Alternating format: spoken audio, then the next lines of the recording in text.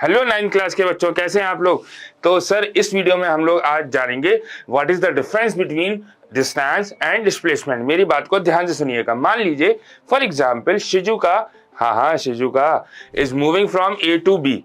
अब ए से बी तक जाने के लिए उसके पास 3 रास्ते हैं। तो सर मान लीजिए वो जाती है रास्ता नंबर 1 से, रास्ता नंबर 2 से और रास्ता नंबर 3 से।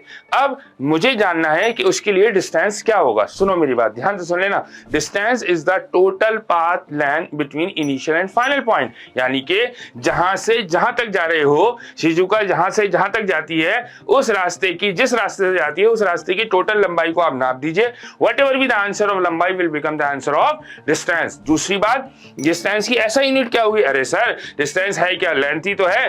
तो लेंथ की ऐसा यूनिट मम्मी ने बचपन में क्या सिखाई थी, मीटर। तो डिस्टेंस की ऐसा यूनिट क्या हो गई, मीटर। तीसरा point, distance is the scalar quantity, यानी कि ये डायरेक्शन पे निर्भर नहीं करता।